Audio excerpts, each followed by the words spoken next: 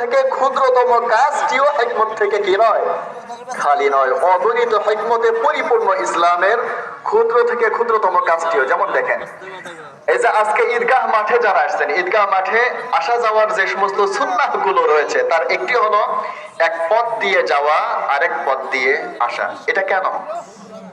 এটা শুধু আমরা এর বাহ্যিকতা দেখি, কিন্তু এর অভ্যন্তরীণ দিকটা আমরা দেখি না।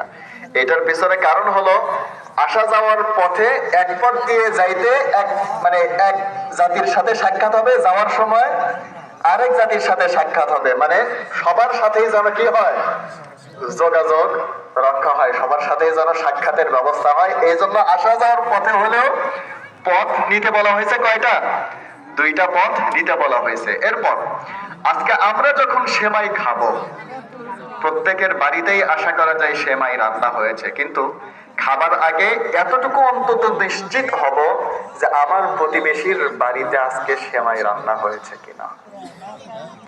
আমার গরিব প্রতিবেশীটাকে হোক আমি কোটিপতি, আমার বাড়ির সেমাই আর আমার শ্রমিকের বাড়ির সেমাই একরকম হবে? কথা বলেন, হবে? হবে না। আমার বাড়ির সেমাই নিম্নে 500 টাকা কেজি হবে, আর আমার শ্রমিকের বাড়ির সেমাই ঊর্ধ্বে 150 টাকা কেজি হবে। তাহলে 500 টাকার সেমাই আর 150 টাকার সেমাই কি সমান হলো? হলো না। এজন্য আমি আমার 500 টাকার সেমাইয়ে কমস কম আমার দুইজন গরিব প্রতিবেশীকে শরীক করে তার সাথে একটু একদিন হলেও মজার সেমাই দিয়ে তাকে একটু মিষ্টি মুখ করাবো। করবো তো ইনশাল্লাহ। বাড়িতে আমার যে সমস্ত মারা শুনতেছেন, আমার যে সমস্ত বোনেরা শুনতেছেন, দয়া করে পুরুষদের চাইতে আপনারা বেশি সহনশীল, এটা আমি মানি এবং জানি। এজন্য এই কথাটা বা এই কাজটা আপনারা করতে পারবেন, এগুলো পুরুষেরা ওইরকম করতে পারে না। এবং আপনারা যদি আপনাদের অধীনস্থ থাকা, মানে মহিলারা মানে পুরুষেরা মহিলাদের অধীনস্থ, এই কথা ইসলামিক দৃষ্টিকোণ থেকে ভুল, কিন্তু সামাজিক দৃষ্টিকোণ থেকে এটাই ঠিক। পুরুষেরা মহিলাদের অধীনস্থ, তো আমাদের মা বোনেরা যাদের অধীনস্থ পুরুষেরা অন্যদের সাথে যোগাযোগ করে না, দয়া করে মা বোনেরা একটু দায়িত্বশীল হয়ে আপনারা এই যোগাযোগের ব্যবস্থাটা ঠিক রাখবেন। এখন আমাদের আজকের নামাজের পদ্ধতিটা দেখেই আমরা নামাজ ইনশাআল্লাহ শুরু করে দেব।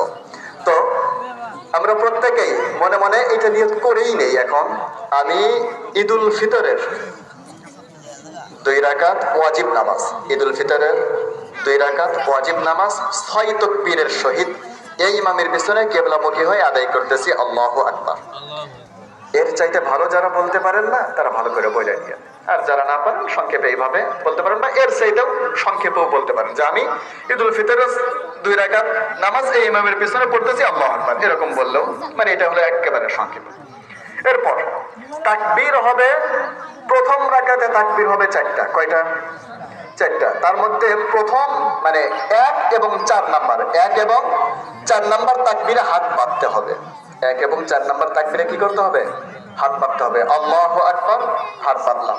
আল্লাহু আকবার, আল্লাহু আকবার, 2টা ছেড়ে দিলাম। তৃতীয় তাকবীর আল্লাহু আকবার, হাত বেঁধে নিতে হবে। এরপর সূরা কিরাত যাবার, ওটা ইমাম সাহেবের দায়িত্ব। এরপরে দ্বিতীয় তাকবীরে মানে দ্বিতীয় রাকাতে তাকবীর হবে 4টা। কয়টা? 4টা। তার মধ্যে 3টা তাকবীরে হাত উঠবে এবং ছাড়বেন, উঠাবেন এবং ছাড়বেন, 3টা। এরপর চতুর্থ তাকবীরে সোজাসুজি রুকুতে যেতে হবে। এইভাবে ইনশাআল্লাহ আমরা নামাজটা পড়ে নেব। প্রত্যেকেই নিজ নিজ দায়িত্বে দাঁড়িয়ে কাতার সোজা করে নেই।